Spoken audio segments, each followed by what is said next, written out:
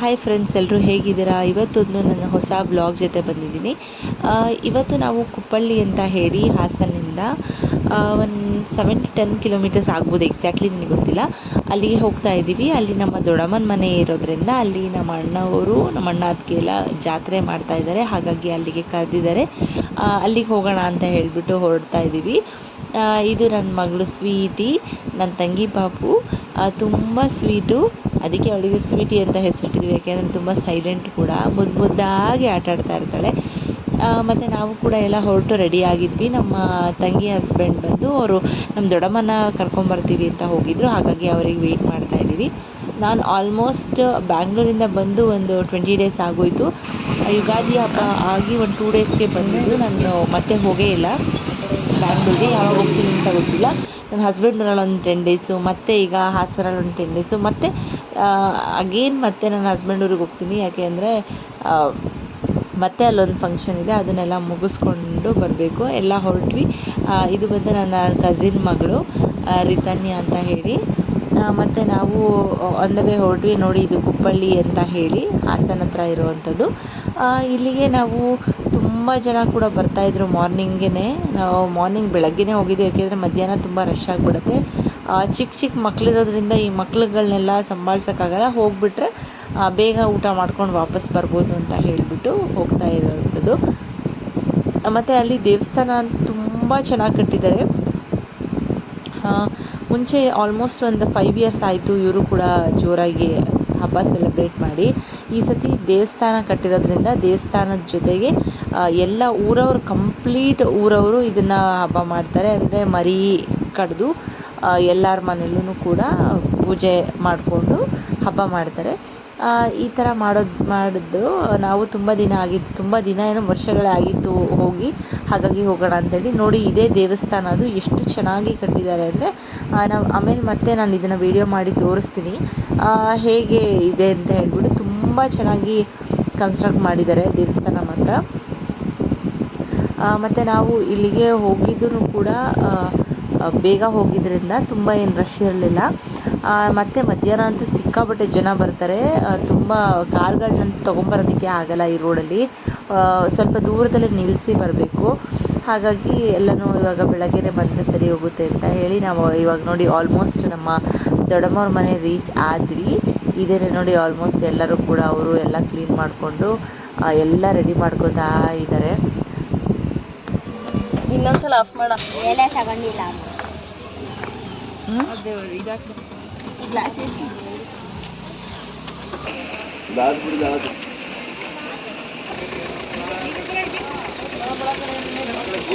ಇದು ನಮ್ಮ ಎಲ್ಲ ಅರುಣ ಎಲ್ಲ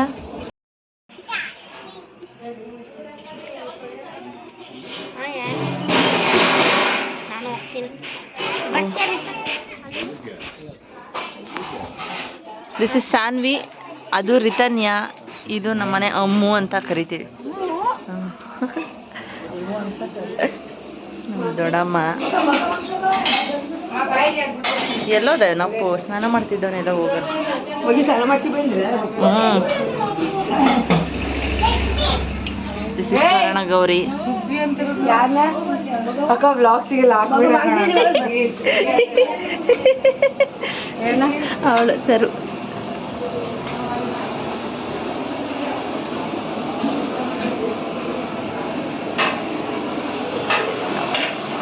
ದೊಡ್ಡಪ್ಪ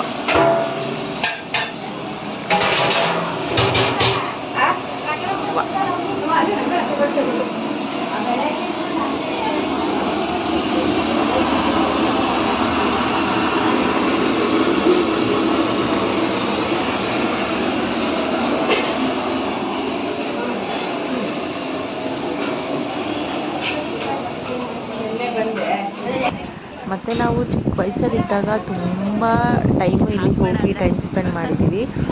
ಆಲ್ಮೋಸ್ಟ್ ಈ ಥರ ಎಲ್ಲ ಜಾತ್ರೆ ಇದ್ದಾಗ ನಮ್ಮ ಅಪ್ಪಾಜಿ ಆಲ್ಮೋಸ್ಟ್ ಎಲ್ಲೂ ಹೊರಗಡೆ ಬಿಡ್ತಾ ಇರಲಿಲ್ಲ ನಮಗೆ ಹೋಗಿ ಸ್ಟೇ ಆಗೋದಕ್ಕೆ.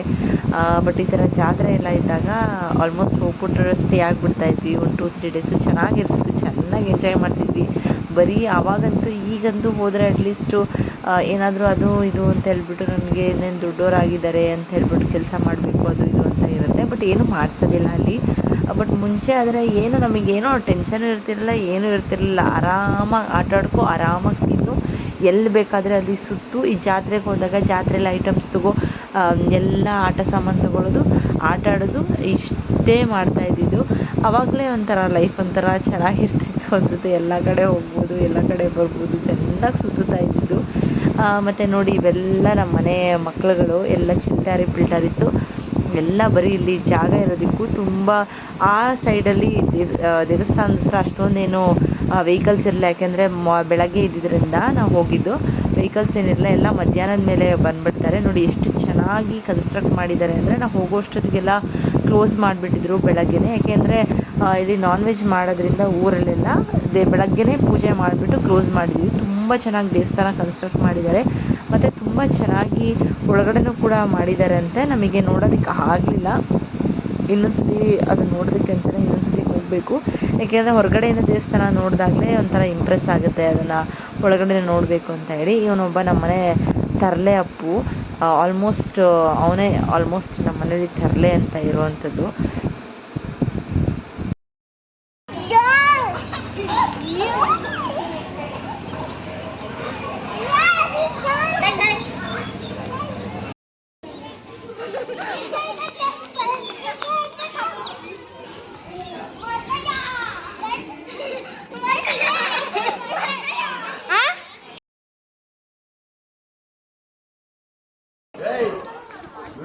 ಮಂಡಿಂಗನಹಳ್ಳಿ ಪುಷ್ಪಾಂಟಿ ಇದ್ದಾರಲ್ಲ, ಅವರಮ್ಮ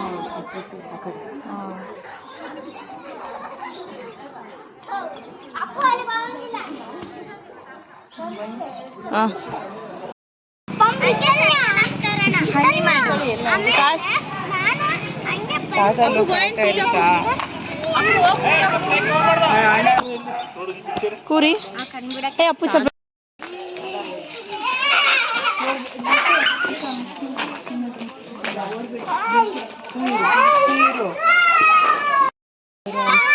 ನೋಡಲಿ ಹೆಂಗೆ ಹಾಕ್ಸಿದಾರೆ ಎಲ್ಲ. ನಂಗೆ ಚೆನ್ನಾಗಿದೆಯಪ್ಪ, ಹಿಂಗೆ ಮಾಡಿಸ್ಬೇಕು ಊರು ಅಂದಮೇಲೆ. ಸ್ಲಿಪ್ಪರ್ ಬಿಸಿ ಯಾಕೆ ಹಂಗೆ ಹೊಡೆದ್ರೆ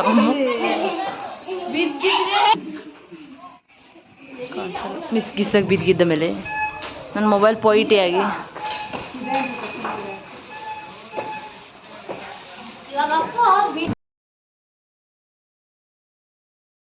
ತಗೊಂಡು ಮಾಮಿ ನೋಡ್ಕೊಂಡು ಹೋಗೋಣ ಆಯ್ತಾ? ಅಲ್ಲಿ ಬಿಡುವಂತೆ ನಡಿ ಮನೆ.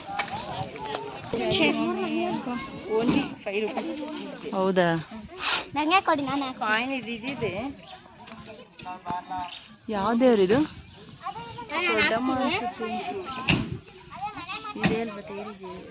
ಹೌದಾ?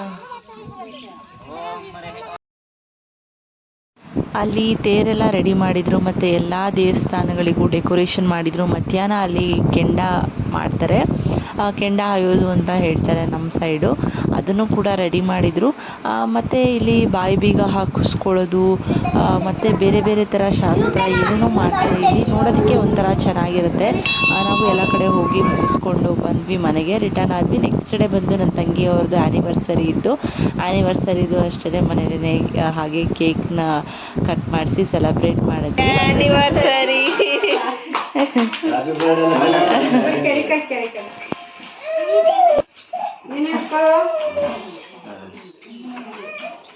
ಯಾರಿಗೆ ಕೊಡ್ತೀಯಾ? ಪಪ್ಪು ಕೊಡ, ಮಮ್ಮಿಗೆ.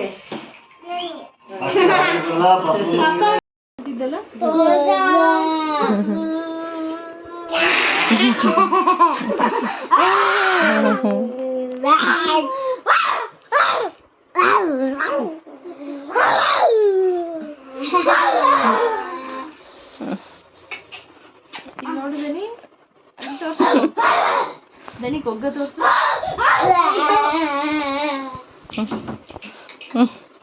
ಹೋಗ್ರ